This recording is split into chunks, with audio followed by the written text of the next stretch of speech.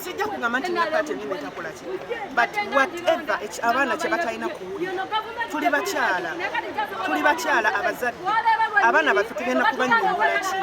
We call upon the religious council, bonna bekituwakwatako minisita waffe bazuukuke lwaki balinde ekintu kimala okutuuka wano.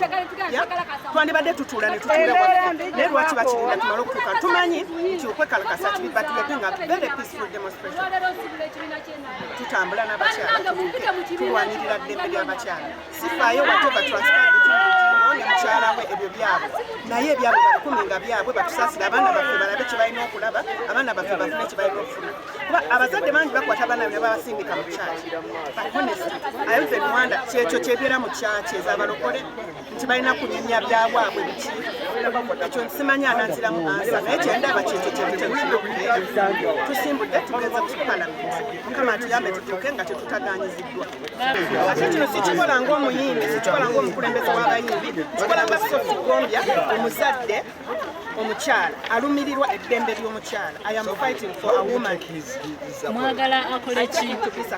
Mwagala Nze Bugingo simulinako buzibu.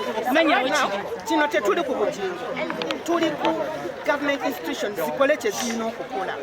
Things like UCC, bino byonna bigenze mu maaso basibise tebalina kye batugamba. That is our problem. No, it's not about it. The Bible says no kuchiancha. The police says in another way, right? Tetuna kwagala take, we not after Bugingo, we not after their marriage, whatever, because they want to tell you.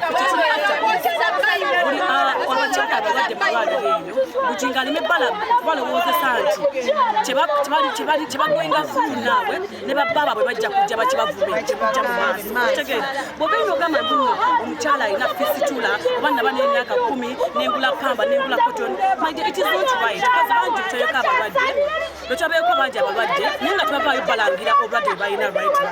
Tetuli about anything. Kyetwagala is Bugingo atoningeko down, yes, engeri gya addressingamu ensonga z'abakyala okitegeera bulungi, atoningeko down. That is all. Yes, he apologized naye he is being sarcastic. Osibwe busoose nga he's apologizing ali n'amala n'akola ki n'alya ebigambo bye okitegeera ategambe atusonyiwe bonna n'abakyala but weadamaza n'agamba abo balina obwongo obutono okitegeera kitegeeza byayogera abyogera kati enkya n'abikola ki n'abisazaamu oba n'abyegana, which is wrong.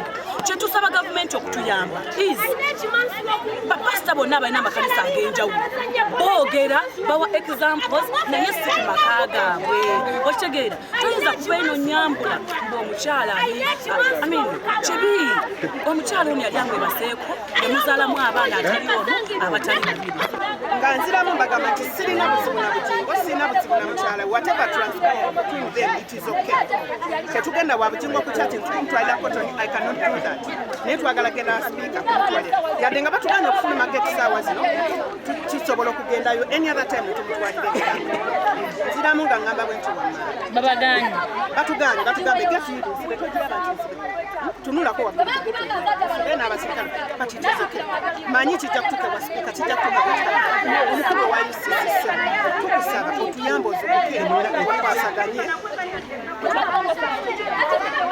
ekyokuba minisita waffe Lukodo aliridda lwaki kino mulira kibola okutuuka wano mulyoke mugambe nti tulina okukola bakulu tusaba muzuukuke n'ensemba nakyo tumanyi naffe abakyala tulina ebizibu tumanyi abakyala wensaki tusobokesa ekyambayo but kindly tukume ekitiibwa ky'omukyala obanga wazadde omukazi olina bannyoko olina abaana bawe tugezeeko okukuuma ekitiibwa kya bukyala tweyanziza nnyo tweyanziza tewalina mulimo naye kati olina zi media olina biki byonna obyefuze Bugingo owedde okalinnya gye gava